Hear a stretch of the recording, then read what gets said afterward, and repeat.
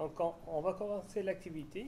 Peut-être d'autres collègues et d'autres étudiants vont nous rejoindre en cours de route. Euh, donc, bonjour à tout le monde. Donc, bienvenue à cette activité du CIRAM qui, pour le besoin de ceux qui ne sont pas familiers avec le centre, est le Centre interdisciplinaire de recherche sur l'Afrique et le Moyen-Orient, un centre donc des HEI, et dans lequel moi je suis membre régulier, Abdoulaye Anne. Donc je suis professeur à la faculté des sciences de l'éducation, en administration et politique de l'éducation précisément.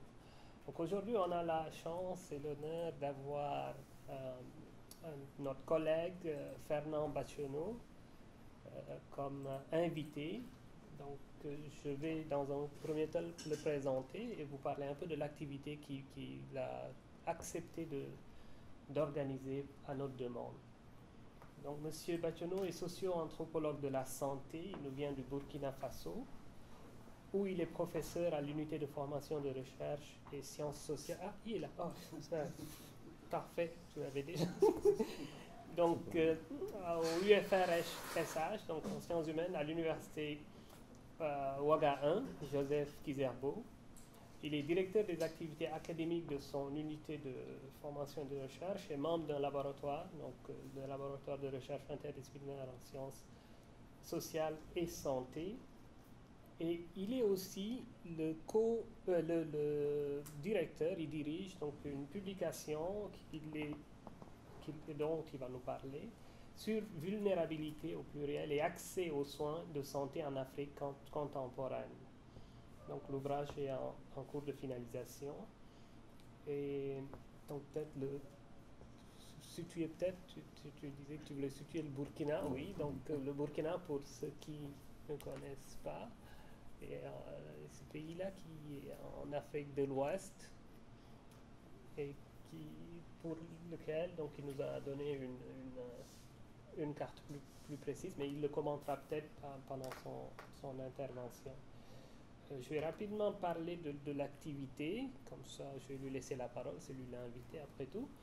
Donc on lui avait fait la demande de nous faire une activité de retour sur son ouvrage, mais d'en faire une activité sous forme d'atelier, parce que pour ceux qui ne le savent pas, les activités du CIRAM sont principalement et premièrement à disposition, fait pour les étudiants, et donc on veut profiter de toutes les activités pour développer leur capacité, ici en l'occurrence la capacité à écrire ou à organiser de l'écriture scientifique. Donc il va faire cette activité selon un plan qu'on a convenu, qui est le suivant. Il va d'abord nous parler de l'ouvrage, et puis dans un deuxième temps du processus d'écriture collectif en général, et après de quelques démarches et stratégies d'écriture. Donc il va le faire à la lumière de son ouvrage, de son expérience, et sera émaillé de quelques activités, donc si vous voulez bien jouer le jeu de ce... Donc ce n'est pas à proprement dit un atelier d'écriture classique comme on les connaît, où on est tous en écriture, mais bon, c'est un retour sur une expérience d'écriture avec des petites activités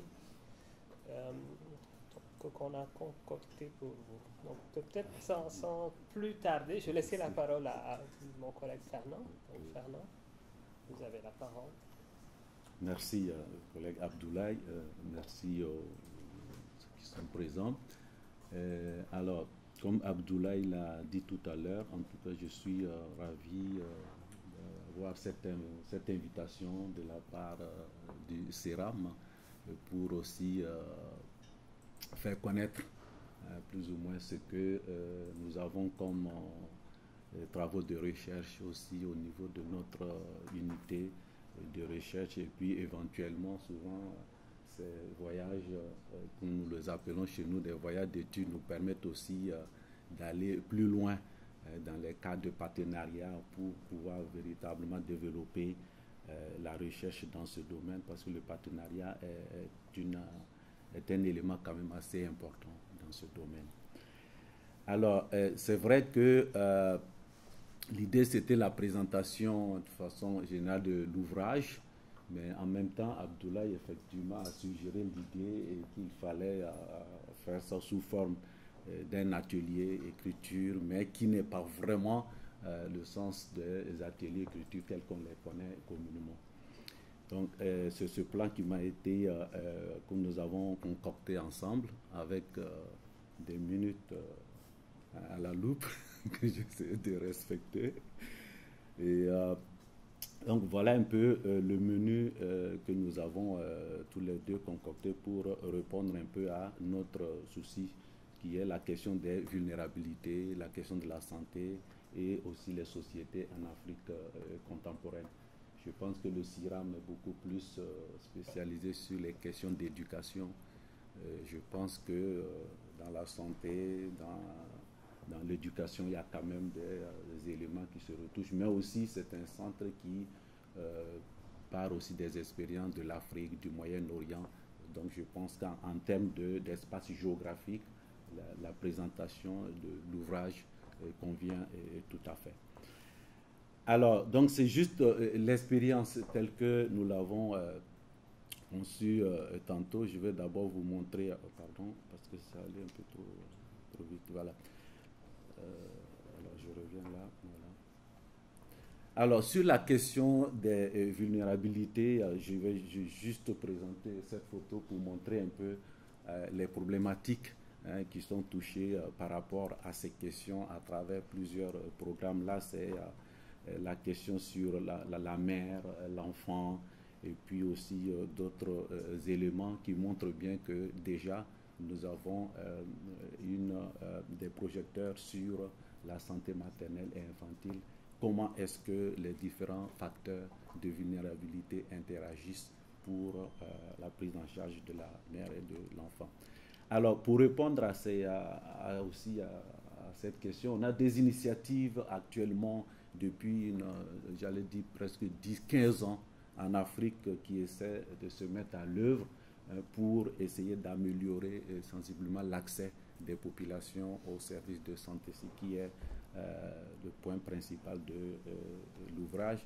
Et aussi également, donc, ces programmes permettent effectivement aux gens d'être heureux et d'avoir des cartes qui leur permettent d'accéder à des soins de santé. Vous voyez, là, ce sont les cartes et ils sont membres d'une mutuelle, d'une assurance maladie qui leur permet effectivement d'accéder aux soins pour lesquels ils avaient des difficultés.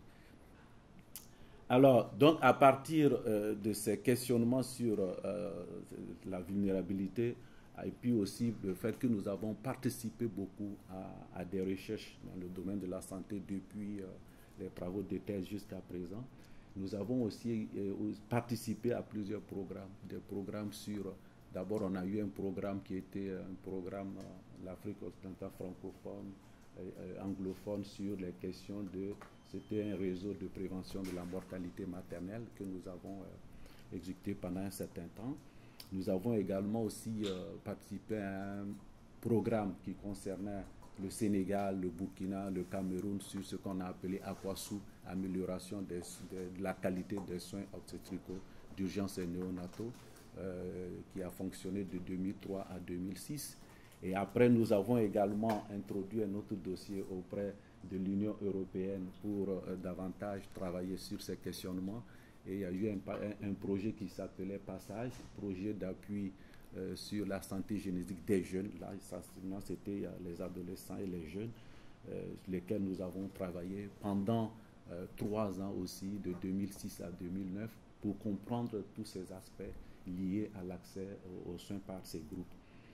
Et aussi, nous venons juste de terminer un programme sur le programme de transmission de la mère à l'enfant sur des recommandations de l'OMS, c'est-à-dire son volet allaitement maternel exclusif. Les mères séropositives, désormais, doivent allaiter de façon exclusive leurs enfants jusqu'à 6 mois avant d'introduire d'autres aliments. Donc, ça nous a amené aussi à aller vers les ménages pour comprendre davantage comment tous ces facteurs s'analysent pour répondre à cette préoccupation. Et ensuite, dans notre préoccupation au sein de notre laboratoire, nous avons un axe que nous avons véritablement dégagé sur les questions liées aux vulnérabilités sociales, économiques, les questions de protection sociale également, dont je suis d'ailleurs le responsable. Donc tous ces éléments nous ont amené à un moment donné à réfléchir comment arriver à capitaliser tout ce que nous avons dit tout à l'heure, tous ces programmes que nous avons exécutés. Il y a des programmes, je parlais tantôt de Aquasou, où nous avons sorti effectivement un bouquin en 2017. Ensuite, il y a eu un ouvrage collectif avec le professeur Valérie Reed, que certains d'entre vous connaissent, sur la santé maternelle en Afrique de l'Ouest, essentiellement aussi sur ces questions liées aux vulnérabilités et puis aussi à d'autres formes qui ne permettent pas aux gens et de comprendre davantage les facteurs sous-jacents à ce questionnement. Donc avec j'allais dire, tout ce stock de connaissances par rapport à la recherche, nous avons pensé qu'il était important de capitaliser.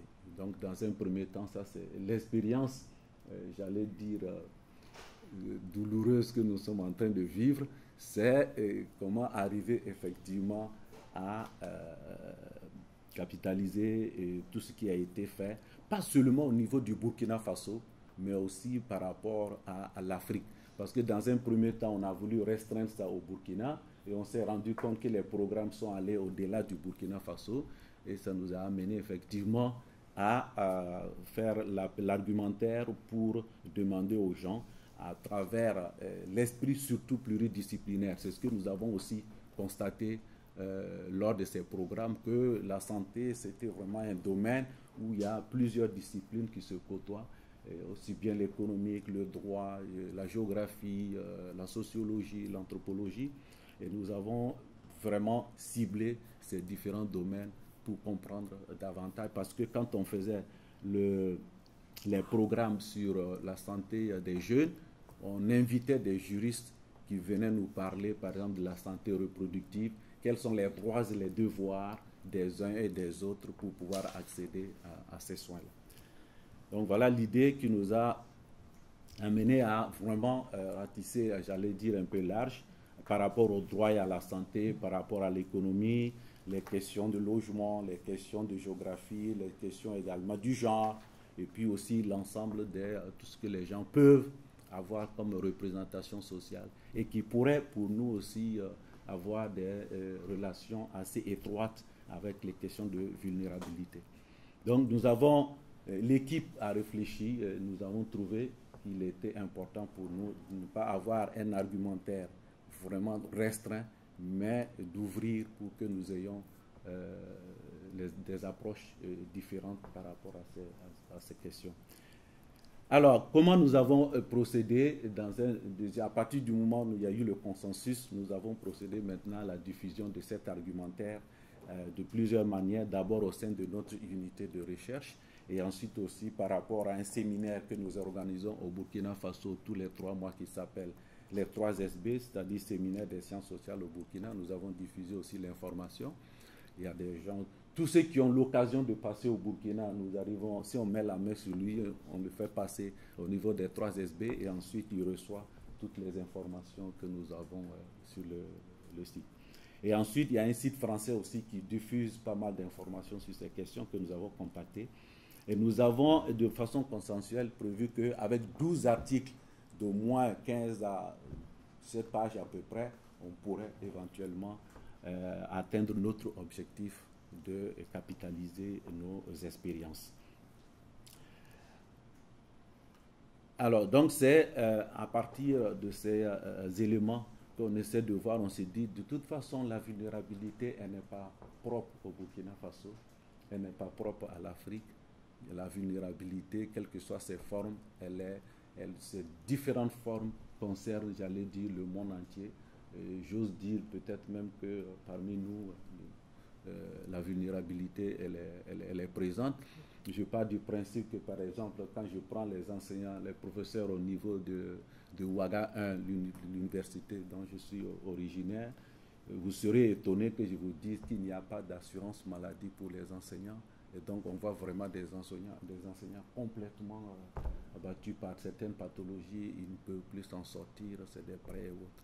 Donc vous voyez que nous avons essayé par rapport à mes expériences dans ce domaine et interpeller les enseignants et nous avons réussi à mettre en place une mutuelle, une assurance maladie pour ces enseignants qui va nous aider aussi à résoudre tant soit peu cette question de vulnérabilité.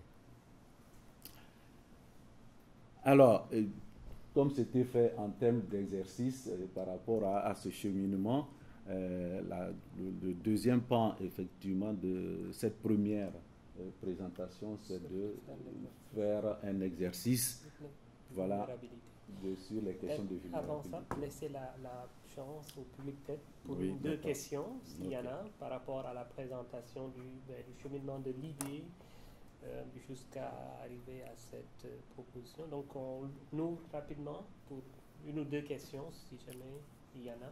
Sinon, on passerait à l'exercice, effectivement. Dans les 12 articles qui sont prévus, combien sont des Burkinabés, combien sont des gens de l'extérieur? Comment vous avez fonctionné? Est-ce que vous êtes partis en gagne sur les thématiques? Pouvez-vous nous situer un petit peu plus la structure des 12 articles, un peu les choix, comment ça s'est fait? Évidemment, on n'a pas limité un nombre par rapport au Burkina Faso. On s'est dit, bon, on essaie de recueillir l'ensemble des articles que nous allons, pour tous ceux qui sont intéressés. On verra à partir, dans un premier temps, c'est des résumés qu'on a demandé. On verra maintenant, en rapport avec les résumés, quelles sont les thématiques qui rentrent vraiment dans le cadre de notre argumentaire. Et à l'heure actuelle, je peux vous répondre en disant qu'il y en a 5 qui proviennent du Burkina Faso. Tous les autres articles sont de l'extérieur. Nous en avons reçu également de l'Europe. Parfait. Merci. Est-ce qu'il y aurait une autre question? Peut-être un complément, l'extérieur, c'est d'où l'extérieur? L'extérieur, c'est d'où? Ah oui, oui. Nous avons reçu de l'Afrique centrale. Nous en avons reçu également de la Suisse. Par rapport, je pense que c'est des programmes axés sur des groupes vulnérables qui ont été étudiés et donc nous avons eu aussi des propositions dans ce sens. Du Cameroun, du Tchad, de la Côte d'Ivoire, vraiment c'est un peu ouvert. Très bien. Je pense qu'il n'y en a pas d'autres. On peut passer au premier exercice. Je vais te laisser animer, je pense. Donc, alors, le premier exercice qui a été proposé, c'est à partir de la thématique sur les questions de vulnérabilité, c'était de voir au niveau de la province de Québec, est-ce qu'il y a effectivement des situations de vulnérabilité, ce qu'on a mis ici. Identifier les personnes ou des groupes ou un groupe vulnérable ciblé dans l'ouvrage d'abord et ensuite mais aussi voir les raisons de la vulnérabilité et comment les gens essaient de négocier aussi leur accès aux soins tel que vous le tel qu'on le vit ici. Tel que vous le vivez ici, vous l'avez observé. Rappeler au bénéfice de ce qui vient d'arriver, comme l'exercice de l'atelier visait en priorité les étudiants. Donc, c'était une occasion de faire participer les étudiants et puis d'échanger sur les vulnérabilités et de faire un exercice peut-être de comparaison de vulnérabilité, si je peux me permettre sur ce jeu de mots. Donc, mais c'est ouvert évidemment à tout le monde. Donc, les collègues qui sont là peuvent aussi nous informer sur des vulnérabilités qu'ils rencontrent, soit dans le cadre de leur recherche ou comme tu l'as fait en lien avec la pratique, parce qu'on en a effectivement des vulnérabilités, parfois là où on les pensait pas. Donc je vais peut-être laisser... Est-ce qu'on peut faire un tour de table? Oui, Il y a aussi des domaines et des disciplines, des thématiques de recherche. Oui, oui. Je commencerai par ça. Je vous redonnerai la parole pour... Alors, Gilles Tremblay, je suis à l'école de service social. Et je m'intéresse particulièrement pour parler de des vulnérabilités masculines. Alors, j'ai un projet de recherche autour des hommes et des masculinités. Et j'ai fait un petit bout que maintenant j'en ai pris la relève sur l'implication des pères en santé maternelle et infantile au Burkina Faso dans le cadre d'un programme, je pense que je suis allé en 2013 de mémoire de ça. Je me souviens des dates. Est-ce que je m'en viens vieux, fait que j'en oublie des fois. Merci. Bonjour, moi c'est Honoré Bénin, je suis doctorant en sociologie. J'ai pour ambition de me spécialiser en sociologie du développement. D'ailleurs, je travaille sur les représentations. Vous avez parlé de représentation sociale tantôt. Je travaille sur les représentations sociales du don dans la sphère philanthropique associative au Bénin, partant du cas de Oxfam Québec et ses ONG au Bénin. Donc, je suis assistant à l'enseignement aussi. Merci, Honoré. Bonjour, moi c'est Fiac Zouni. Je suis étudiant au doctorat en sciences politiques. Je travaille sur les interventions militaires en Afrique, les interventions militaires des grandes puissances en Afrique. Et pour le cas de ma thèse, c'est les interventions françaises en Afrique, dans les grandes puissances. Est-ce que vous avez pu identifier des vulnérabilités dans ce domaine-là? Peut-être continuer avec... Christian est en train de... Marie, on reviendra à Christian. Je suis Marie Brosset, je suis directrice du CERAM, je suis professeure en sciences politiques. Je travaille, moi, sur le Sénégal et je travaille sur les trajectoires socio-historiques de l'État, en partie, pas que ça, mais... et du coup, je m'intéresse aussi beaucoup à la question de l'éducation arabo-islamique et à la question de l'accès aux services publics, mais par l'entrée sur l'éducation. Donc je suis ravie que vous présentiez un autre espace de politique publique que le mien. Merci. Christian, on t'avait sauté un peu. Je suis coordinateur du CIRAM et puis je suis philosophe et juriste de formation. Je travaille sur le concept de vulnérabilité environnementale en fait. J'essaie de construire une architecture juridique des droits des générations futures, mais en m'appuyant sur le concept de vulnérabilité environnementale. Merci. Monsieur? Moi, c'est Adedi Koyo. Je suis doctorant en anthropologie. Je mène une recherche sur la santé infantile au Togo. Il s'agit de voir, partant de la mortalité infantile, de voir comment on peut mettre en relation les pratiques de soins de santé dans le système de santé public et les pratiques de soins traditionnels. Merci. Bonjour, moi c'est Marie Tounia. Donc je suis doctorante en santé communautaire ici à l'université. Puis je travaille sur les innovations en santé, sur le passage à grande échelle, puis la pérennisation des innovations dans une approche systémique et complexe. Donc, c'est de voir comment, en fait, des innovations qui sont nées dans des projets pilotes, dans des milieux, pour passer à grande échelle. Et je m'intéresse à deux innovations particulières. Au Burkina Faso, sur la chimioprophylaxie. Et au Mali, ça va être sur les caisses villageoises. Donc, deux innovations qui sont très différentes, de voir qu'est-ce qui fait leur différence dans ces deux processus.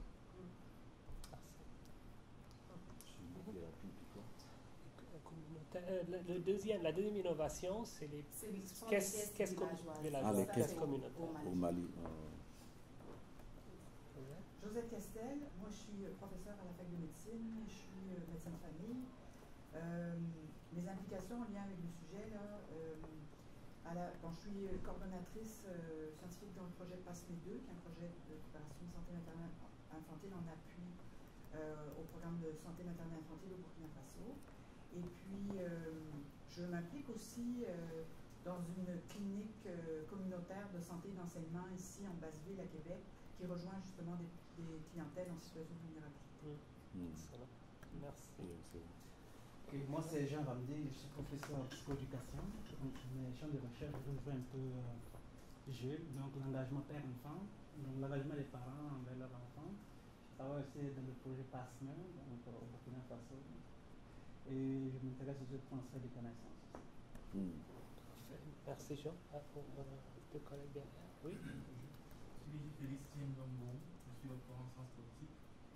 Je m'intéresse aux déterminants de la participation des diasporas au développement de la ville d'origine en mobilisant les concepts de transnationalisme et d'intégration.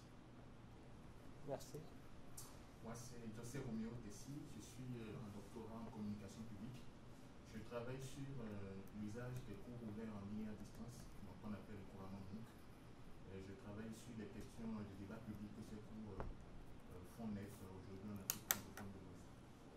excellent. Merci beaucoup.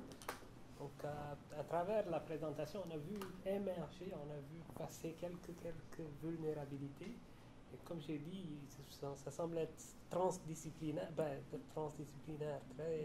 très ouvert. Et donc, peut-être reposer ta question. Et puis,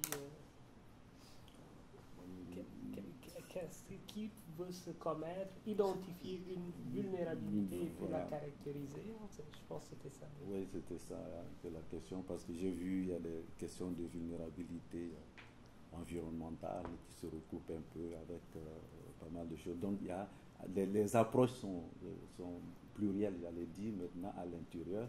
Comment est-ce que ces vulnérabilités-là se manifestent? Quels sont les facteurs qui font que ces gens, si je prends l'exemple de la chimiothérapie, l'innovation au niveau du Burkina, c'est probablement parce que la cible visée se retrouve aussi dans cette problématique, que l'on pense qu'avec la chimio, effectivement, je suppose, est-ce que c'est dans le cas du palu? Oui, c'est dans le cas du palu. Voilà. Donc, c'est la prise en charge des enfants de 0 à 3 mois. Voilà. Et donc là, on est dans un groupe cible vulnérable. Et donc, comment faire pour que ce groupe cible puisse effectivement accéder à la chimiothérapie? Oui. Le groupe vulnérable au Québec ou dans d'autres pays? Ici, on va... Ici, au Québec, par exemple, nous, dans une recherche, c'était les personnes immigrantes qui ont des barrières culturelles et linguistiques. Donc, ces personnes ont vraiment des problèmes d'accéder aux soins. Des fois, juste, par exemple, la barrière de langue fait que, par exemple, les médecins ou les autres professionnels ne vont pas prendre le temps d'expliquer certaines choses. Donc, il y a vraiment un problème de compréhension des fois. Et aussi, pour les barrières culturelles, ça va être vraiment... Parce que nous, la recherche, ça portait vraiment sur les professionnels de santé, pas sur les personnes vulnérables. C'était intéressant de voir comment les professionnels de la santé voyaient la vulnérabilité de ces personnes. Et eux disaient, par exemple, qu'ils n'arrivaient pas à expliquer. Et ensuite, ils travaillent dans des normes. C'est-à-dire qu'un médecin doit rencontrer une femme enceinte en 20 minutes, c'est 20 minutes. Donc, finalement, ces personnes ne bénéficient pas de la même façon que les autres personnes des soins qui sont donnés. Oui. Dans ma présentation, tantôt, j'ai oublié de dire un deuxième volet de mon implication à l'université. Je suis assistant de recherche dans la chaîne de développement de Thierry Rodon, qui travaille beaucoup plus sur la population autochtone. Et parlant de vulnérabilité, quand je fais les recherches avec lui, on se rend compte que les peuples autochtones, du fait de la nordicité, vivent quand même des conditions de vulnérabilité, surtout dans le domaine de la santé. Et ça rejoint un peu la problématique de mon collègue ici. Et c'est un peu comme si les peuples autochtones ne sont pas assez ouverts par rapport à tout ce qui est médecine moderne et ils sont beaucoup plus traditionnels. Donc pour eux, c'est beaucoup plus comment, à partir des plantes, à partir des pratiques traditionnelles, on pourrait se soigner. Alors que, bon, ils sont quand même à Québec et il y a la médecine moderne qui est là, donc il y a ce problème. Et à cause de leurs conditions géographiques, ils sont quand même assez loin. Et quand on va beaucoup plus dans le nord du Québec, il paraît qu'il faut plusieurs avions pour se rendre, donc il n'y a pas, les médecins de famille ne sont pas assez présents pour qu'ils puissent avoir des soins de santé. Et moi, ce que je disais avec Thierry Rodon, c'est que quand on les compare, il y a certains groupes autochtones qui vivent pratiquement des conditions qui sont un peu comparables à des Africains qui vivent dans des campagnes. Donc, ceux qui s'intéressent à ce genre de sujets peuvent travailler en collaboration avec la chaîne de recherche pour voir comment est-ce que les pratiques sont à peu près les mêmes ou le vécu quotidien des peuples autochtones se compare facilement à certaines portions de la population africaine qui sont complètement éloignées des villes. Parfait. Merci Fiac. Oui, Joseph. Je peux illustrer justement, par exemple, pour la clinique communautaire de santé et d'enseignement qui s'est mise sur pied, ça fait 2 ans et demi. Là, elle a ouvert fin 2014 dans certains quartiers de la ville de Québec. Et c'était sur le constat finalement qu'il y avait certains citoyens de la ville de Québec qui étaient désaffiliés, marginalisés et n'utilisaient pas le système de santé. En fait, on les retrouvait dans les urgences, dans des situations critiques, ou alors bon, ils ne demandaient pas de soins, ils n'étaient pas rejoints par le système, ils ne demandaient pas de soins, donc il y avait des situations finalement qui se détérioraient, leur situation de santé se détériorait à cause de ça. Ce sont des personnes qui n'ont pas fait toujours les démarches pour avoir la carte d'assurance maladie. C'est sûr qu'ici, il y a la carte d'assurance maladie là, qui est normalement disponible pour tout le monde, mais ils font certaines, dans ces clientèles-là, il y a des gens qui ne font pas les démarches pour la carte d'assurance maladie. Donc la clinique, elle a été créée pour que ces personnes-là viennent parce que les points de service sont dans les organismes communautaires. Donc, ils ne vont pas dans le système de santé, ils ne vont pas dans des salles d'attente de points de service habituels. Ils consultent dans les organismes communautaires. Et là, c'est à ce moment-là le travail de l'équipe de la clinique pour voir comment les réaffilier ou leur redonner confiance dans le système. Et c'est un rôle de passerelle, en fait, pour amener ces gens-là, finalement, après, à se réaffilier puis à réutiliser le système. Parfait. Merci beaucoup, Josette. Et à cette étape-ci, j'ai envie de redonner la parole à Fernand pour faire justement des liens, pour nous dire qu'est-ce que, à la lumière de ce que nos collègues nous disent, il peut amener de son expérience. Et j'ai envie d'aller plus loin et de te dire, de nous parler, entre autres, de la question du non-recours, parce qu'il est ressorti à quelques reprises. Le non-recours, est-ce que vous le voyez? Comment vous le réglez? Ouais, merci. C'est vrai que la question de la vulnérabilité, elle est présentée, les approches sont communes.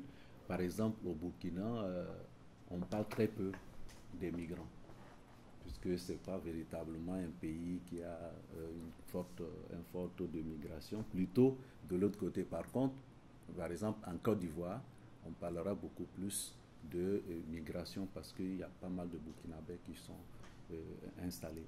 Et donc, au niveau du Burkina, on verra que dans l'identification de ces groupes vulnérables, les migrants n'apparaissent pas beaucoup, sauf ces derniers temps où on a constaté beaucoup une migration, j'allais dire, je disais tout à l'heure les vulnérabilités masculines, là nous sommes dans les vulnérabilités féminines. C'est vraiment une migration intense des femmes qui quittent, par exemple, la Côte d'Ivoire. Il y en a vraiment de plus en plus qui viennent travailler au Burkina et qui viennent servir dans des débits de boissons, ce qu'on appelle couramment les maquis ou les bars, ainsi de suite. Donc il y en a énormément et on a essayé effectivement d'en faire une identification de ces femmes qui viennent. Quelle est d'abord la question de la gestion de l'espace et puis ensuite aussi quand elles tombent malades, puisque c'est des femmes qui arrivent par des réseaux. Voilà, ça veut dire que, je prends un exemple banal, Monsieur Ramdé est propriétaire d'un grand bar, il est dans un réseau, il va trouver quelqu'un qui va aller les chercher en Côte d'Ivoire et qui les amène par groupe, et lui il est chargé de les loger, quelles que soient les conditions de logement, et puis elles ont un contrat clair et net. Pendant 3 mois ou 6 mois, elles doivent travailler exclusivement pour lui avant de pouvoir s'en aller.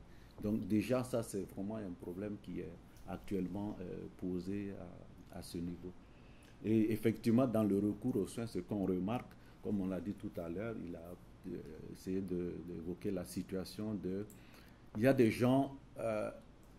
est-ce que c'est parce qu'ils refusent la médecine moderne qu'ils sont, finalement, on va dire qu'ils sont vulnérables? Parce qu'il y en a aussi, effectivement, la médecine moderne, ce n'est pas vraiment leur affaire. Quand ils ont, par exemple, le palu, ils vont aller prendre des feuilles, ils vont aller chercher des décoctions, des racines, et puis ils disent, bon, ils retrouvent leur état de santé. Bon, est-ce que c'est pour autant que la présence de cette médecine soit un facteur de vulnérabilité par rapport à ces gens pour qu'ils puissent accéder aux soins? Peut-être le débat n'est pas à ce niveau, puisque l'État même aujourd'hui, que ce soit au Burkina Faso ou au Bénin ou au Togo, il y a des politiques pour intégrer ces praticiens. Voilà. Mais ce qu'on remarque, effectivement, les gens qui vont se mettre, tout à l'heure, je vous ai montré la mutualisation qui permet aux gens d'accéder aux soins. Cette mutualisation ne prend pas en compte l'accès aux soins traditionnels. Vous voyez, le décalage, la politique dit oui, parce que presque dans tous les documents, on dit, bon, le premier recours d'un paysan, ou en tout cas par rapport à ces populations, c'est la médecine traditionnelle. Mais quand on voit effectivement dans la politique d'assurance maladie, par exemple, cette médecine n'intervient plus. On a du mal à pouvoir... Pourquoi? Parce que le médecin n'est pas formé à prescrire, j'allais dire, des plantes ou des décoctions, ainsi de suite. Donc, il est laissé... Ça signifie quoi? Que bien que j'ai la carte d'assurance, je peux ne pas me présenter au dispensaire parce que je peux trouver les soins ailleurs, tout comme au niveau des enfants, surtout au niveau des enfants. Ça aussi, ce sont des questions qui sont posées. Et aussi pour ces questions, le professeur parlait tout à l'heure de la clinique communautaire. Bon, chez nous, c'est vrai, il y a des cliniques, mais mises en place par des ONG. Bon, le problème, c'est que quand ces ONG partent, bon, donc le départ devient une vulnérabilité pour ceux qui vont rester par la suite. Aujourd'hui, par exemple, je peux vous citer la clinique Meristop, qui est une ONG internationale qui est installée au Burkina Faso, dans les quartiers. Il y a des cliniques dans les quartiers et qui offrent des soins aux jeunes filles, par exemple. Oui. Je vais juste vous préciser, par exemple, que la clinique, elle fait ça avec une entente avec le SUS quand même. Okay. C'est-à-dire que pour nos... ouais, c'est comme il y a un partenariat. Un partenariat. Ouais, c'est quand même une OBNL, mais elle a une entente formelle avec le système de santé pour que, par exemple, quand il y a une infirmière dans la clinique, elle est payée par le système de santé. Ah, alors, vous voyez, ça c'est une différence. C'est une différence. Oui, voilà, on voit donc, que, voilà, exactement. Oui, ouais, exactement. Parce que dans ces cliniques, effectivement, les ONG recrutent leur personnel. Donc, le personnel est recruté. Si c'est un personnel du public, c'est sous contrat. Bon, au bout d'un an, au bout de 2 ans, la personne regagne son... C'est ce qu'on a beaucoup remarqué avec le VIH, où il y a eu, par exemple, à Bobo du Lasso, il y a eu une clinique effectivement communautaire, mais qui bat des ailes actuellement. Est-ce qu'on reprend un tour ou on continue et on prend... Je suggère, comme on a trois blocs, de passer au deuxième et puis de continuer à prendre des questions. Marie, tu parlais d'une vulnérabilité au niveau de la barrière linguistique. Oui. Est-ce qu'on remarque ça au Burkina, aborder cet aspect-là? Effectivement, du côté des professionnels de la santé, bon, je dirais d'office par hypothèse que ça existe puisqu'on est pluriethnique. Par exemple, par rapport, je ne sais pas si je peux revenir là-dessus, la carte, quand vous prenez quelqu'un qui est complètement à l'est au Burkina Faso, il ne parle pas la même langue que celui qui est au nord. Or, nous avons un système de santé où les infirmiers sont recrutés, ils viennent de tout le Burkina, peu importe sa trajectoire linguistique, qui est formé pendant 3 ans et qui est affecté aussi dans ces régions sans tenir forcément compte de la langue. Et comment ils font? En fait, ils utilisent des stratégies où parfois ils prennent, quand c'est une sage-femme, elle essaie de voir est-ce qu'il y a une accoucheuse traditionnelle qui est connue dans le milieu. Les sages-femmes traditionnelles, j'allais dire, pour être un peu se comprendre, et pour la traduction. Parce que les femmes qui viennent, elles ne comprennent pas. Ou alors, au niveau du dispensaire, le monsieur va essayer aussi s'attacher les prestations de quelqu'un qui va lui permettre de comprendre. Ou alors, sur les 5 ou les 4 prestataires de soins, il y en a peut-être au moins un qui parle la langue. Voilà. Généralement, c'est ceux qui ont duré dans il y en a qui sont là pendant 5 ans, 10 ans, alors que la mobilité aussi, avec la carrière qui doit se construire, fait qu'effectivement, c'est un problème. Et j'ai un étudiant qui a travaillé effectivement sur la question, surtout sur le palu, qui est une pathologie où il y a une fréquence accrue. Et effectivement, il a essayé de voir comment, à un moment donné, l'infirmier lui-même s'approprie les termes locaux pour pouvoir travailler. Exercer. On va laisser les gens parler. Oui, on le fait. On ouvre. Oui. Non, il n'y a pas de problème. Oui, et puis Christian après. On change de stratégie. Revenir sur le concept de vulnérabilité. Oui. Bon, je constate que c'est un champ assez vaste et ça varie selon les régions, selon les pays. dans votre ouvrage, concrètement, comment vous avez opérationnalisé ce concept? Est-ce que vous avez ouvert le champ à tous ceux qui ont participé à la recherche, ou bien vous avez défini des critères pour recentrer le débat? Alors, bien, ce qui est sûr, on a voulu ne pas en faire vraiment un ouvrage spécifiquement sociologique et anthropologique. C'est pour ça que nous avons demandé à ce que comment cet aspect de vulnérabilité se présente, par exemple, chez des géographes. Ou alors, par rapport à ce que le professeur disait tout à l'heure, dans le cadre de la médecine, les gens qui sont dans la pratique habituelle, comment est-ce qu'ils observent cette vulnérabilité et comment ça se passe. Donc, vraiment, on n'a pas voulu vraiment en faire un ouvrage spécifiquement sociologique. Sinon, on allait certainement dire à tous ceux qui sont... Il y a pas mal de médecins qui ont envoyé des écrits avec des choses différentes, mais on a accepté. Il y a aussi des géographes de la géographie humaine aussi qui ont proposé des textes que nous avons acceptés pour vraiment répondre à l'aspect pluridisciplinaire et ne pas rester vraiment dans le champ. Ça influence aussi souvent certaines choses sur le terrain. De plus en plus, on voit, il y a des géographes qui ont des programmes. Tout dernièrement, j'ai participé à un atelier d'un programme sur effectivement les questions environnementales. Et bon, il y avait du droit, il y avait de la géographie, de la sociologie.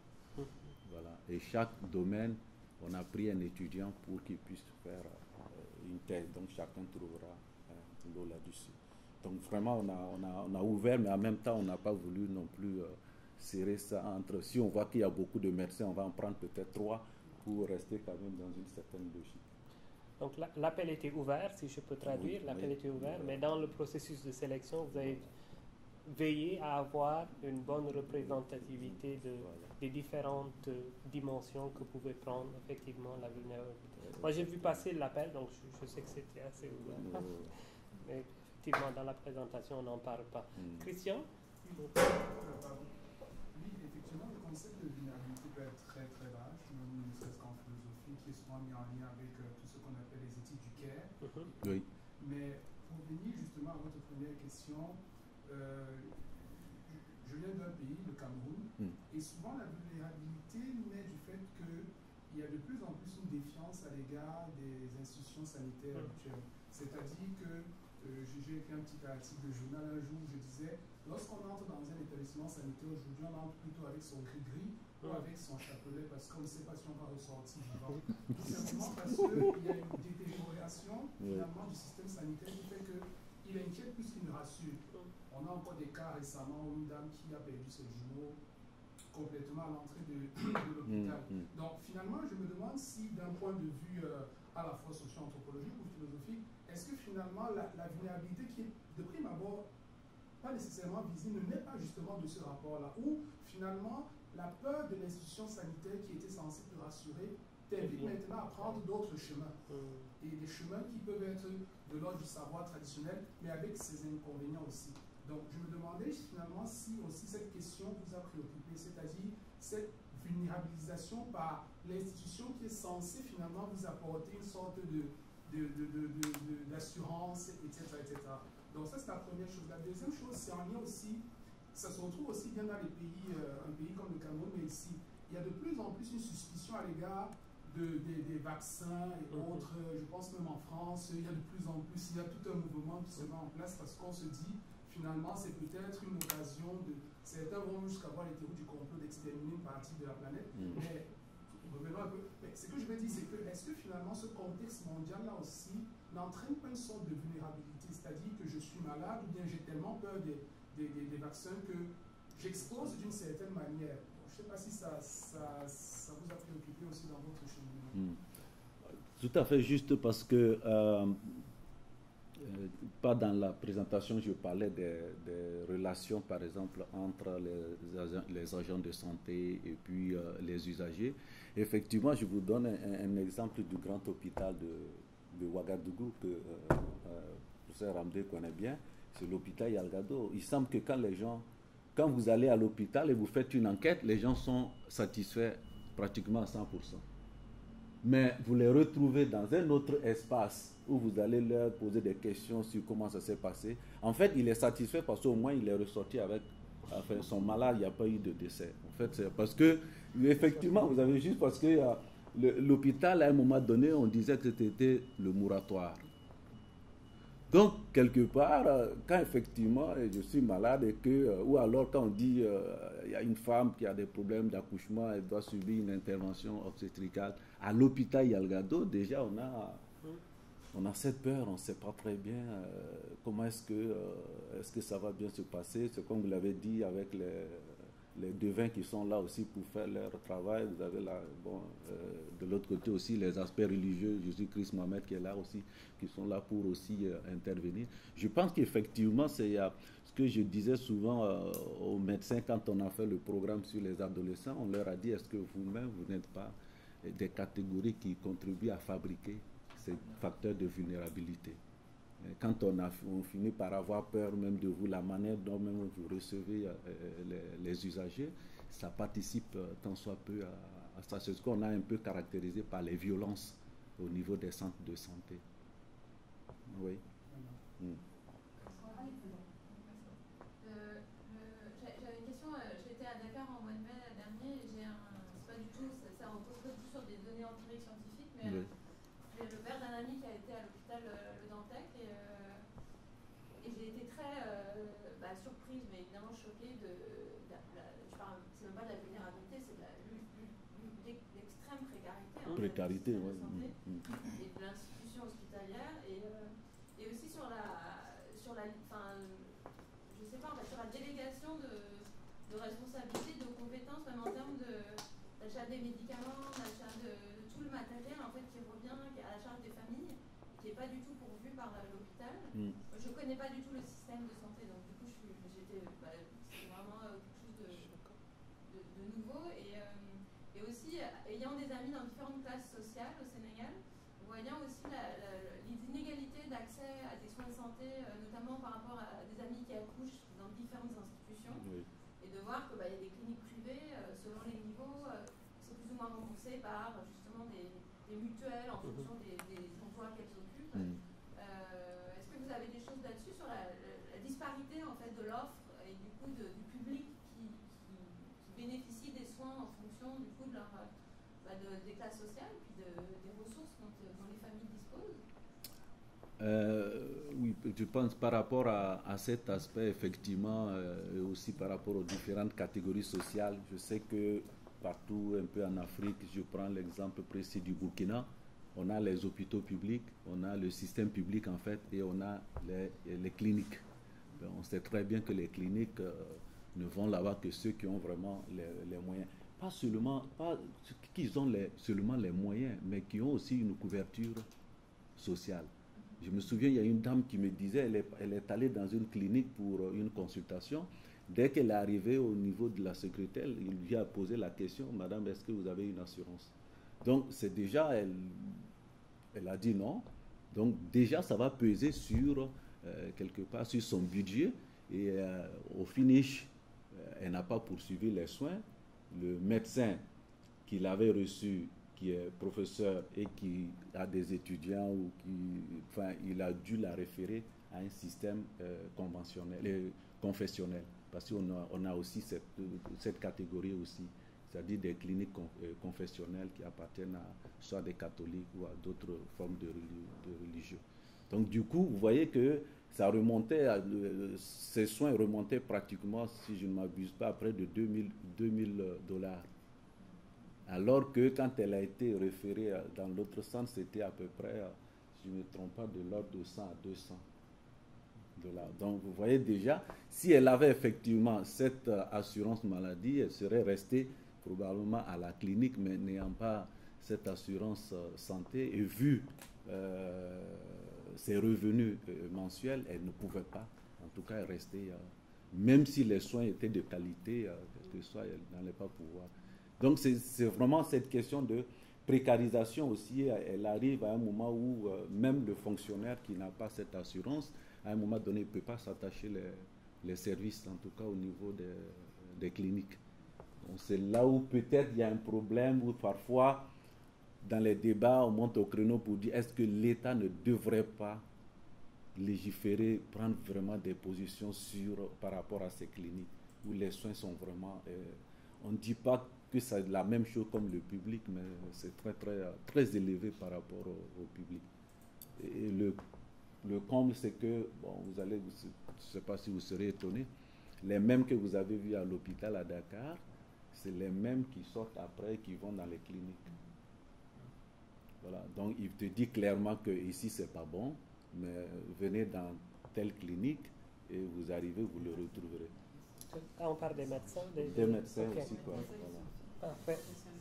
Bon, peut-être on continue à prendre les questions, mais on va passer sur le processus, parce que là, on était sur le contenu beaucoup, sur le processus, donc ça c'est l'autre slide.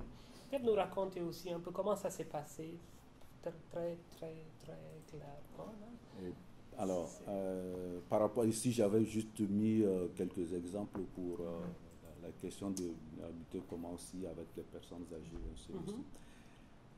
Alors, maintenant, par rapport au processus de l'écriture, j'allais dire la partie la plus délicate, vous l'avez déjà abordée, c'est comment effectivement, à partir du moment où vous recevez autant de résumés, comment faire pour opérer ce choix. Il y en a qui répondent à la thématique, il y en a vraiment, bon, donc du coup, alors quand on a, dans le processus de l'écriture, qu'est-ce qu'on a d'abord privilégié? Je crois que ça, c'est pas spécifique à notre appel à la communication, ça c'est vraiment de façon générale, quand on demande des articles pour une publication, voilà les conditions qui sont là, il faut avoir des coordonnées précises, il faut avoir un résumé.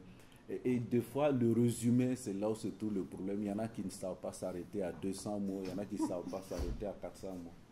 Il y en a qui vont vous faire 500, et même quand vous créez le cadre, vous vous rendez compte qu'il ne peut même pas loger son résumé à l'intérieur. Donc déjà, à ce niveau, donc on a essayé quand même de dire précisément comment il faut, qu'est-ce qu'il faut dans tous les cas, peu importe la longueur, mais qu'est-ce qu'il faut de façon précise pour que le résumé soit vraiment validé. C'est le sujet en tant que tel, quelques aspects théoriques, la méthodologie et les résultats éventuels. Ça, c'est propre à tous les articles qu'on demande de soumissionner. Et ensuite, maintenant, s'assurer que le professeur Abdoulaye n'est pas en train de nous envoyer un texte qu'il a déjà publié ailleurs avec juste un titre qui va changer. Souvent aussi ça arrive. On connaît un peu les chercheurs dans leur éthique. Ah, d'accord. Alors, ensuite aussi dans ce résumé, ça c'est vraiment très rapide, quelques références bibliographiques. Et ensuite maintenant, il y a des normes. Ce qui veut dire que toutes les revues n'ont pas les mêmes normes d'écriture. Il y a des revues qui vont vous demander telle ou telle chose. Il y a des revues où on va vous dire, bon, les tableaux, les figures, il faut s'en passer. Il y a des revues où on va vous dire, bon, peut-être un tableau ou deux tableaux, pas plus. Donc, il y a cette rigueur aussi qu'il faut avoir.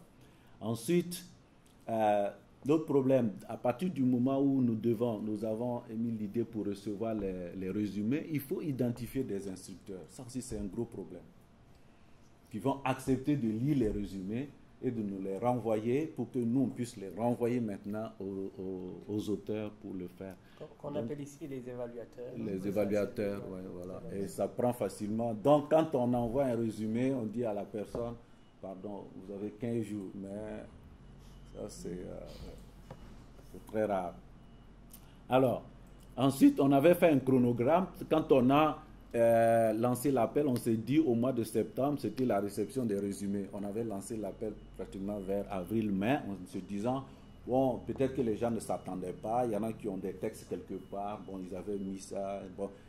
Donc, vous avez au moins jusqu'à pratiquement 6 mois pour envoyer le résumé. Et donc, on avait mis le résumé, date limite de la réception, c'était le 31 octobre 2016. Et ensuite, nous avons reporté encore cette date au 15 novembre. Donc, nous avons reçu au total 14 personnes qui étaient à jour, je vous dirais, jusqu'à présent, la semaine dernière, il y a une collègue qui m'a écrit pour dire « Ah ouais, je me souviens maintenant, vous aviez envoyé un appel à article là, est-ce que c'est clos ?»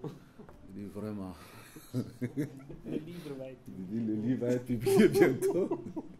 Donc, c'est peut-être plus la peine, il faut garder ça pour autre chose. Et après, maintenant, nous avons reçu les résumés. Au fur et à mesure qu'on recevait les résumés, effectivement, on avait identifié des instructeurs, des évaluateurs à qui on les envoyait pour nous les ramener un peu plus tard, vers le mois de décembre. Et ensuite, maintenant, demander les tests complets. Après les résumés, il faut les tests complets en mars 2017. Et puis, finalement, nous avons repoussé ça, nous avons reporté la date en mai 2017. Donc, depuis le mois d'avril 2017, nous avons commencé les instructions, les évaluations des articles. On a envoyé un article à un collègue quelque part. Lui, il a écrit pour dire l'article est trop long. Bon, il faut lire quand même. Et puis ensuite, on verra comment ça va se passer. Donc, depuis le mois d'avril jusqu'au mois de septembre 2017, on a fait les renvois et puis, finalement, nous avons retenu 12 articles. Parmi les 14, il y en a un qui s'est désisté, l'autre ne répondait pas. Et puis, ben voilà. Puis on a refusé aussi de prendre d'autres en dehors de ce que nous avons déjà reçu. Et nous avons aussi identifié, à l'époque c'était l'Harmattan, ou aussi les éditions. Ça, c'est, j'ai pris contact avec Madame. C'est Florence. C'est Florence, voilà, avec Florence. Qui est même aussi de. Voilà, du CIRAM et qui. On devrait voir par rapport aux conditions de publication et ça va aller très vite. Donc, nous prévoyons que par rapport à ces deux dates-là, que le premier semestre de 2018, notre ouvrage sera fin prêt.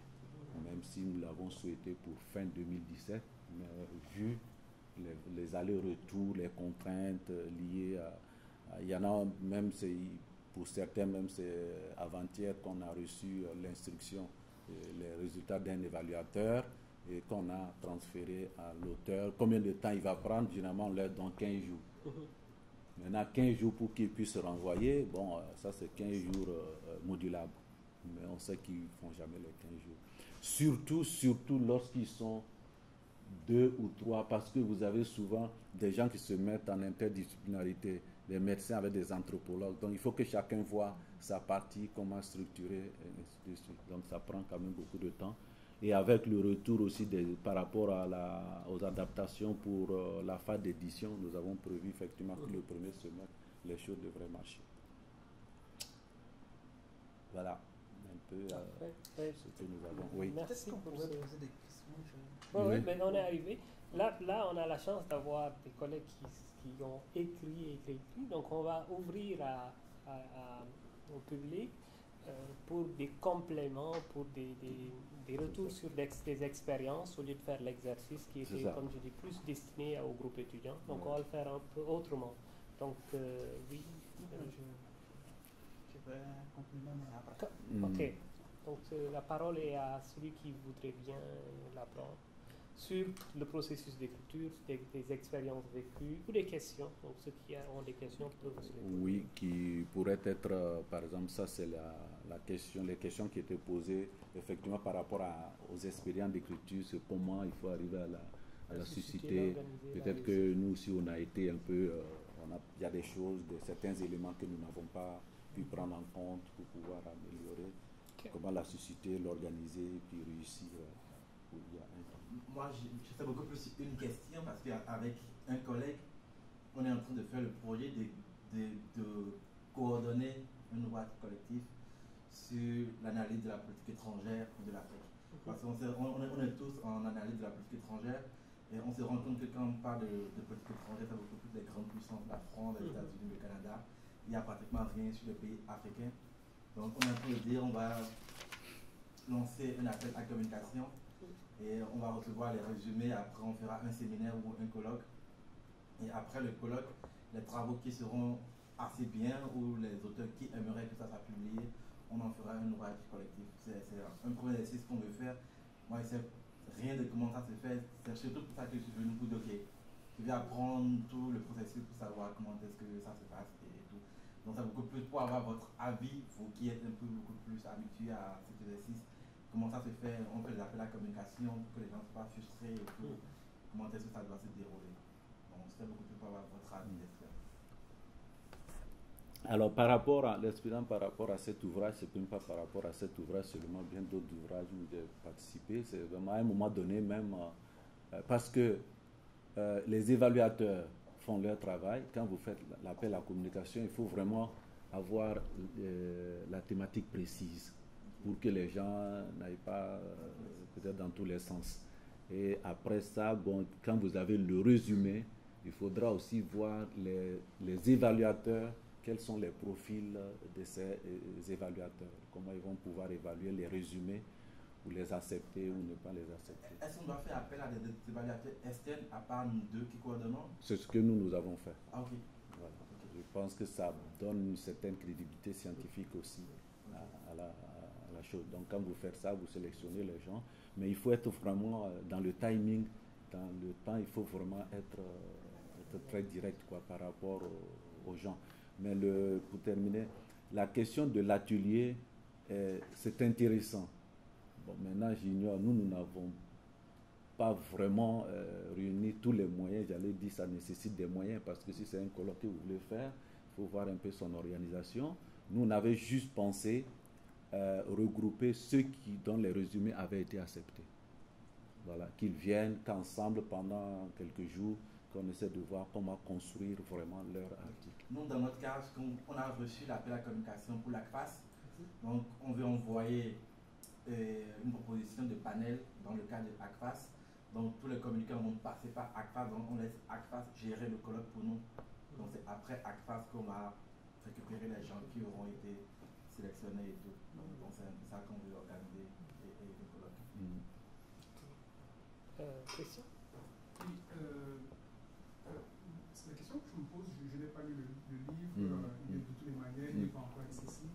C'est sur une thématique comme celle-là, le titre en dit long, c'est-à-dire sur les soins de santé, les vulnérabilités. Mais reste quand même que le concept, on l'a vu en discutant tout à l'heure, le concept de vulnérabilité, c'est un concept très large. Je pense qu'à dessein, probablement, c'est-à-dire que... mais ce que je veux savoir, c'est que, de par mon parcours, je m'intéresse à... J'ai fait philosophie, j'ai fait droit, je travaille maintenant sur les questions africaines, etc. Je me rends bien compte que, veut pas, le savoir est beaucoup plus, plus disciplinaire qu'on l'imagine. Bien sûr qu'on a dû préciser, spécifier, mais on voit bien que ce qui se gagne en précision se fait en extension et peut-être vice-versa.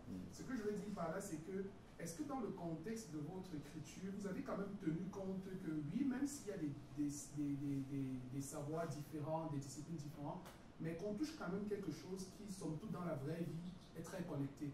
Je prends par exemple même le cas de la santé, vous êtes en socio-anthropologie, souvent il y a une approche très médicale, très scientifique qui fait qu'on te donne des médicaments et autres. Or, souvent, pour avoir un peu lu sur les questions de santé, ça prend aussi les questions de relations, de famille, un individu est dans un milieu, comme je parlais tout à l'heure, l'institution sanitaire inquiète.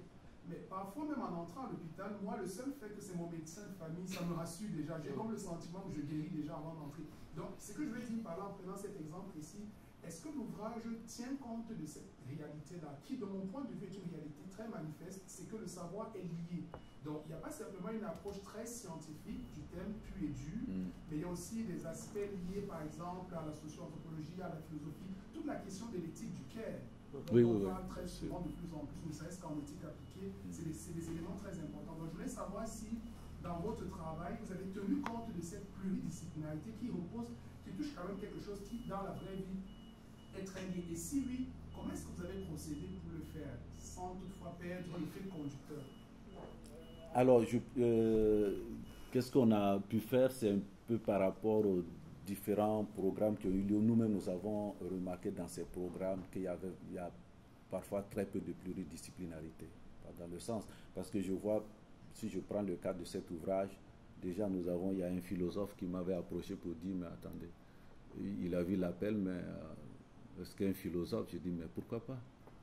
Un philosophe, tu essaies de circonscrire, tu rentres dans la dynamique et de montrer effectivement cette dimension de la vulnérabilité et qui a trait à la vie quotidienne des individus, au-delà peut-être d'une simple philosophie qu'on peut voir à ce niveau-là.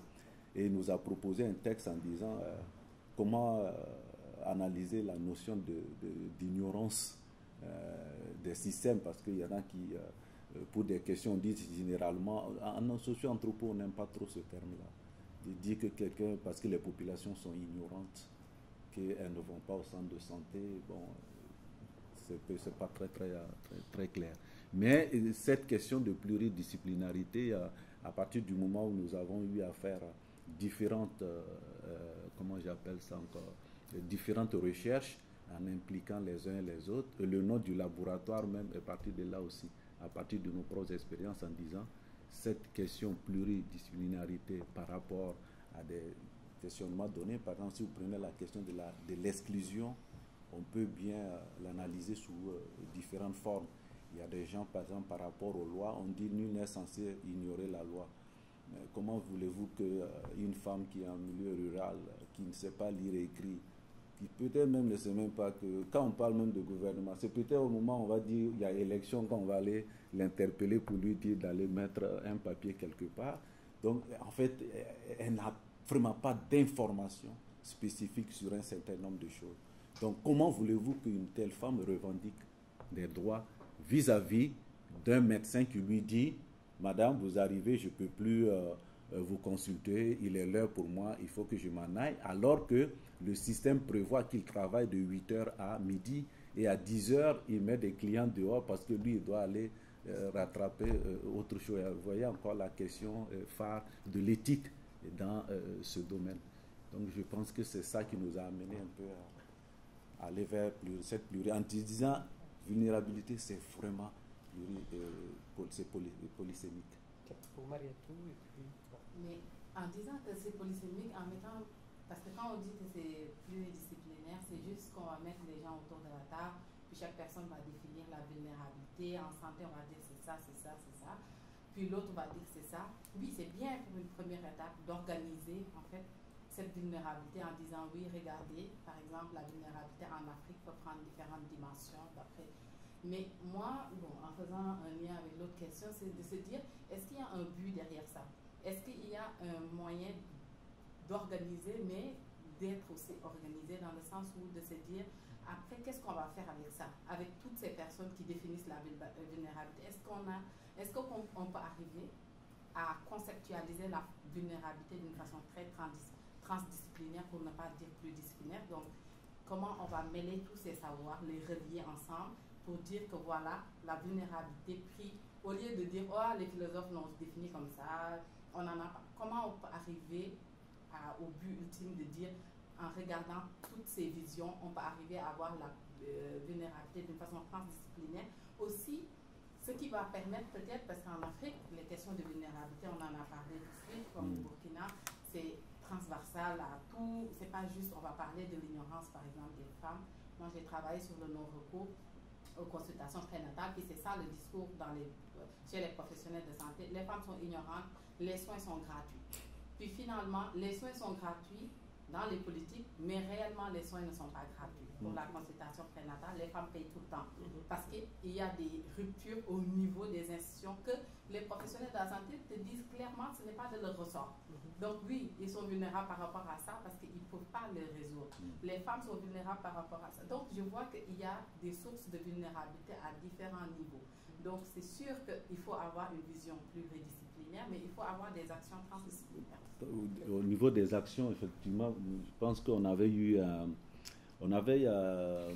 programme qui avait effectivement cette vision, c'était santé publique et puis socio-anthropo, par rapport à la question liée à l'utilisation des deux types de médecine. Puisque, par exemple, le dispensaire est loin pour quelqu'un qui peut pas, qui estime que c'est loin pour envoyer son enfant, mais dans un premier temps, qu'est-ce qu'on a fait? On dit, d'un point de vue géographique, essayons de voir quels sont les gens qui sont capables de donner les premiers soins à cet enfant.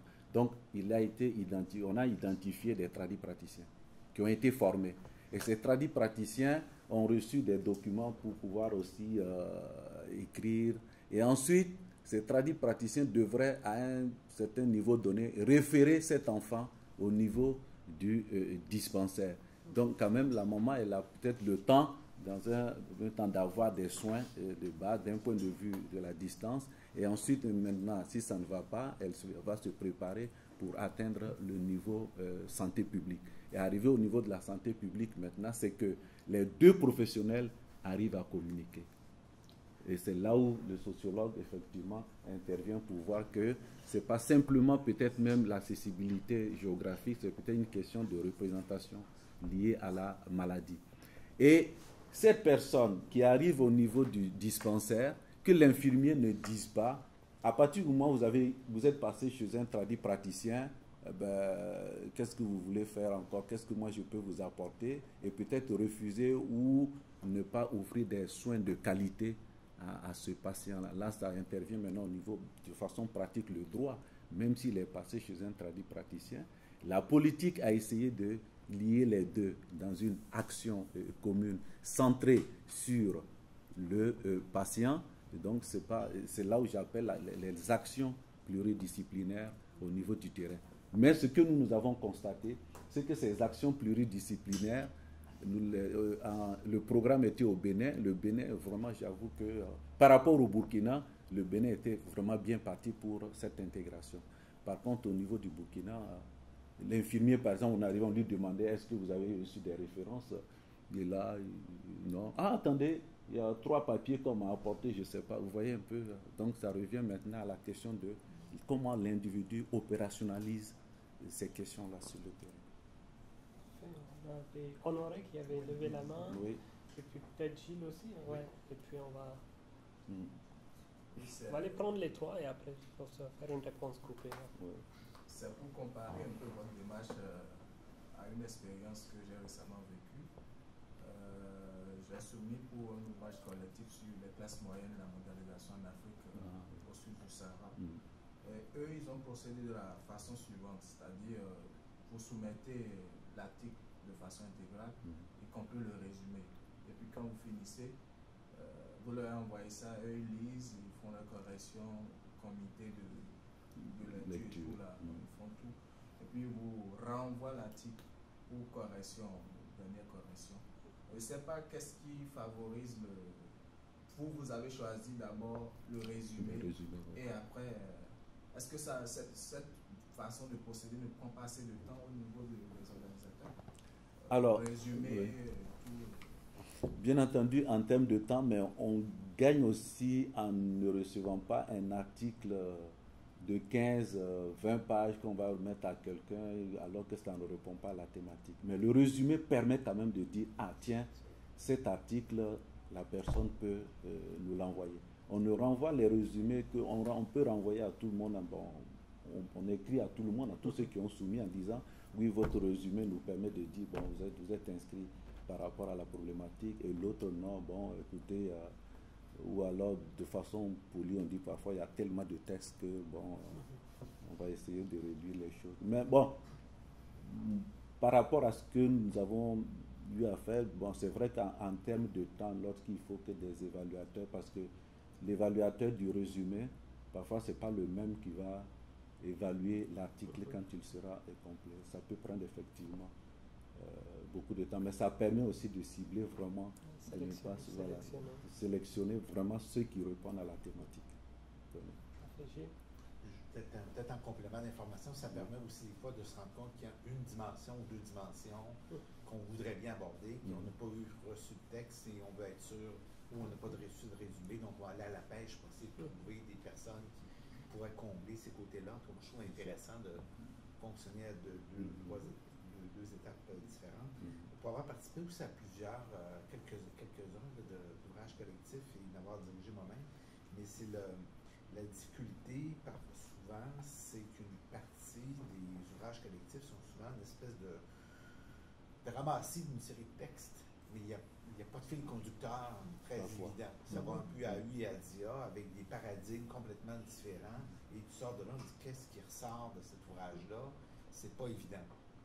Pour avoir participé, les gens ont sélectionné les textes, puis après ça, tu regardes le texte, tu regardes l'ensemble, tu dis, ben, qu'est-ce que c'est ça? C'est pas inintéressant, mais c'est pas évident nécessairement. D'autres fois, ce qu'on a tenté de faire dans une des productions antérieures, là, ça demandait plusieurs lectures et relectures. Et là, on était, nous, le comité d'édition, on était 5. On a été relu et re-relu les textes, mais c'est de donner une structure qui est commune et avec une orientation qui est commune, de sorte qu'à la fin, tu sens qu'il y a tout s'imbrique les uns les autres. Et ça, c'est un travail qui est assez costaud à faire nécessairement, et avec des orientations qui sont très claires dès le départ aux auteurs. On veut avoir quel type de lectorat on veut avoir, par exemple. Alors, si on vise, par exemple, d'un livre qui va être utilisé par nos étudiants de baccalauréat, c'est différent d'un ouvrage grand public. Et là, on a dû avoir ce genre de débat-là, puis des fois refuser un texte en se disant, ben non, c'est trop un ouvrage grand public, c'est pas un ouvrage, entre guillemets, scientifique. Alors, donc, il faut être bien clair dès le départ là-dessus. L'autre point qui n'est pas évident, et là, vous êtes probablement pris là-dedans aussi, dans la partie l'interculturel, nos façons d'écrire, entre autres, quand on travaille des collègues français de France, et en Europe, en Afrique, vous êtes aussi été formés en partie par souvent les collègues français. C'est une tradition qui est bien différente de notre tradition nord-américaine, et ça fait des styles complètement différents, des fois qui sont plus, entre guillemets, philosophiques ou de réflexion personnelle, plus que d'appuyer sur des données de recherche, alors que nous, on fonctionne beaucoup avec des données de recherche. Ça aussi, c'est pas évident, des fois, de cadrer. C'est pas dire que c'est pas intéressant, mais quand on est trop dans le style trop différent d'un chapitre à l'autre, il faut aussi voir comment on s'assure d'avoir une certaine homogénéité. Parce que quand vous donniez un peu votre structure de base au départ, je pense que c'est au moins qu'on s'assure que tout le monde suive au moins une même structure de base. Ça devient à ce moment-là, à mon avis, assez important. Et c'est pas toujours simple là, dans ce contexte-là, sans trop non plus de générer de frustration des auteurs, parce que c'est quand même souvent de gros égos. L'autre chose aussi qui n'est pas évidente, nous qu'on a travaillé, ça a été de faire des textes en partenariat très souvent avec des gens de la pratique, comme moi je suis en travail social, donc beaucoup avec des gens qui s'y interviennent dans le milieu. Quand les textes viennent des intervenants, c'est pas tout à fait le même genre d'écriture que les chercheurs. Donc, ça demandait beaucoup de travail, de jumelage, et que les chercheurs mettent du temps souvent à refaire, réécrire, vérifier que les intervenants pour être bien sûr que le texte, on lui donne une forme, entre guillemets, plus scientifique. Ça aussi, ça peut être un phénomène assez complexe là-dessus. L'intérêt aussi de joindre des étudiants qui ont maintenant une forme d'apprentissage, mais en même temps qui n'ont pas nécessairement encore acquis le style scientifique. Alors, il y a tout un gros travail, une édition du genre, en tout cas, où vous êtes lancé dans un gros projet fort intéressant, et d'autant plus, comme certains disaient, on est dans des disciplines différentes, des cadres de façon de voir différentes, et des histoires, des réalités, de minéralité dans un concept très large, alors qui est intéressant parce que ça permet des ouvertures, mais en même temps qui peut être pris à U et à dia. Donc, comment on organise tout ça, c'est un défi en tout cas de taille que vous êtes là. Un défi qu'on va revoir dans le dernier bout.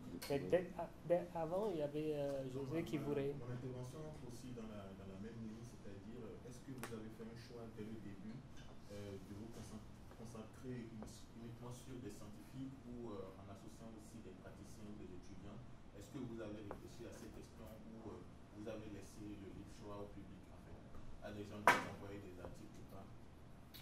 Alors, quand on a envoyé, je pense qu'on a, c'est pas vraiment spécifié que ce soit que des chercheurs ou des gens qui sont dans le milieu universitaire, c'est aussi des gens qui ont eu à travailler dans des programmes. On a vu par exemple certains articles ont trait vraiment à des programmes qui ont été réalisés. Si je prends le cas de l'Afrique centrale, c'est vraiment des programmes qu'ils ont réalisés sur des groupes cibles donnés. Soit ce sont des adolescentes par rapport à la manière dont, par exemple, la grossesse dite non désirée, comment est-ce que ça se négocie, comment l'accès aux soins, et ainsi de suite. Et il y en a aussi qui ont présenté des travaux, j'allais dire du genre universitaire, mais toujours par rapport à des questions vraiment pratiques. Qu'est-ce que j'ai pu observer sur le terrain? Comment transformer ça maintenant en une question scientifique pour être documentée? Je crois que c'est... Mais il y a des étudiants qui ont été... Mais vraiment, les étudiants, il y en a peut-être deux. Il y a deux étudiants, mais sous supervision de leur enseignant, pour pouvoir le donner. Je pense aussi à la... Comme il disait tout à l'heure, je crois que nous aussi, c'est vrai, francophones en Afrique par rapport à ce que nous avons appris des pays francophones aussi, le problème c'est que même nous, parfois, quand on écrit, on n'est pas forcément d'accord avec eux. Les anglophones. Non, je veux dire même francophones chez nous et par exemple les Français. Quand voilà, des gens, des chercheurs au Burkina, quand ils font un texte, ils font un article, parfois, ou alors quand ils reçoivent un article de leurs collègues européens, nous on a l'impression, que ça ne nous permet pas de voir de façon concrète qu'est-ce qu'on peut faire avec ça. Peut-être c'est aussi un défaut. Hein. Non, mais ça c'est peut-être une validité écologique. Voilà. En français, ça c'est un peu de voilà. Très aérien là.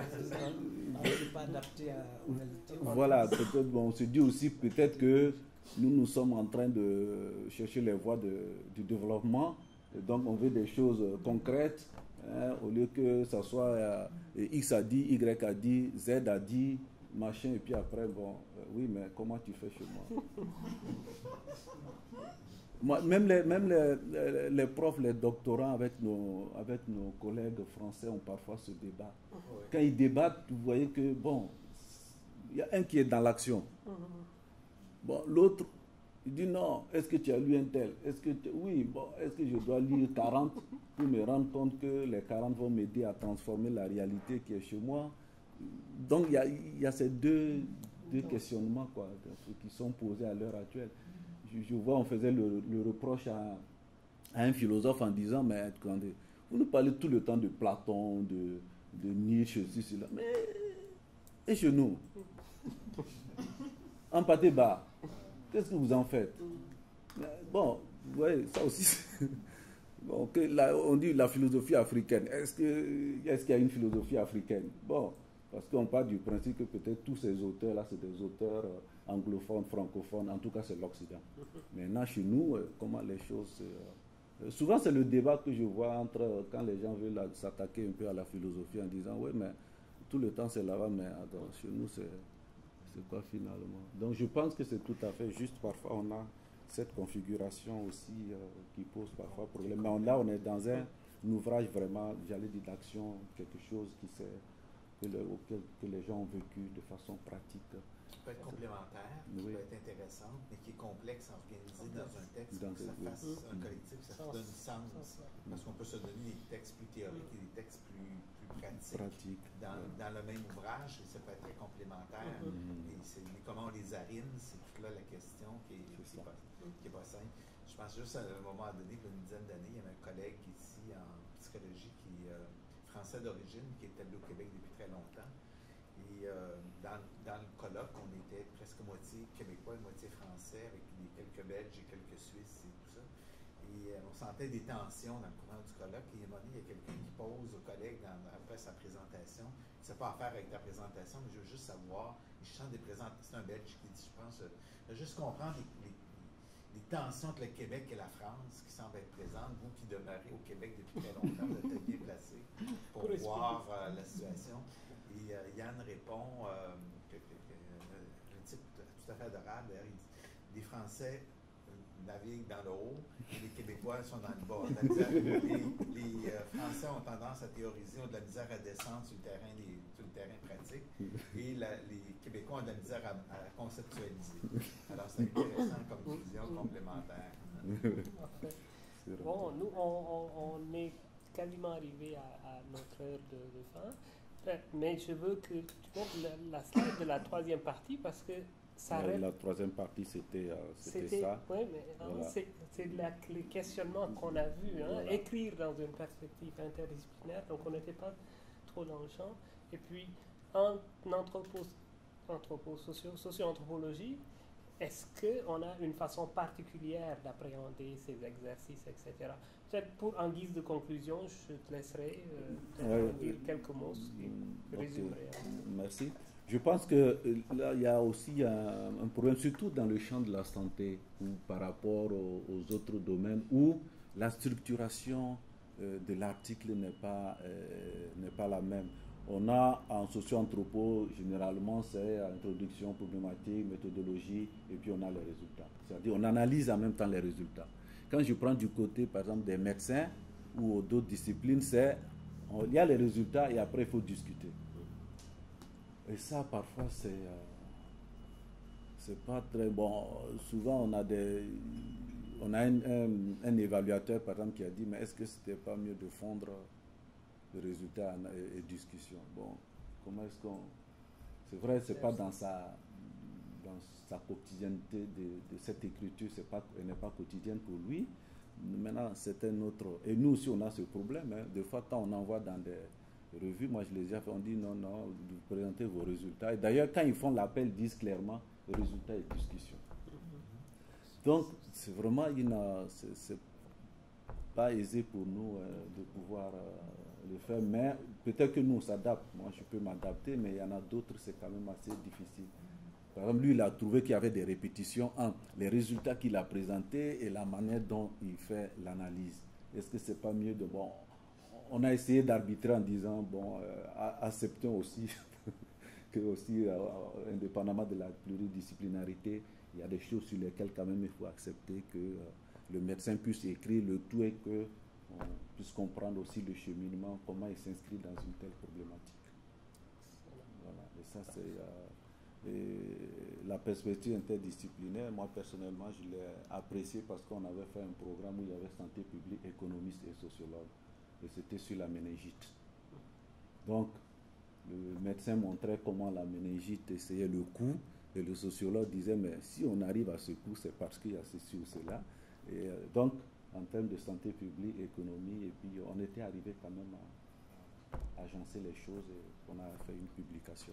Mais ce n'est pas aisé parce que les sociologues sont toujours interpellés.